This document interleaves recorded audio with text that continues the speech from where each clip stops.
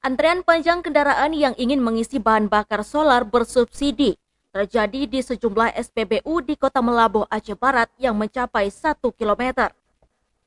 Puluhan kendaraan roda 4 berbahan bakar solar tampak mengantri di SPBU Pasipinang, mulai dari kendaraan pribadi, mobil penumpang, mobil dinas, hingga truk. Antrean panjang kendaraan juga terjadi di beberapa SPBU lainnya, seperti di SPBU Kuta Padang, SPBU Suagraya, dan SPBU Manekro. Kelangkaan solar ini sudah terjadi sejak 3 bulan terakhir, serta untuk mendapatkan solar bersubsidi, warga harus mengantri selama 3 hingga 5 jam di SPBU.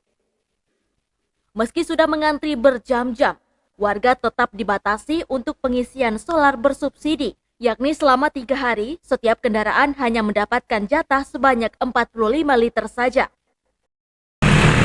Dari jam 12 sampai jam 5 ya.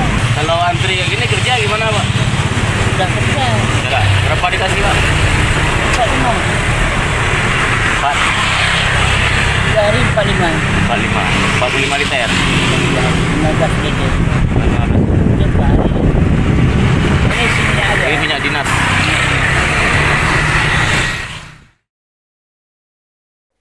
Dari Aceh Barat, Orian Saputra melaporkan untuk Puja TV Aceh.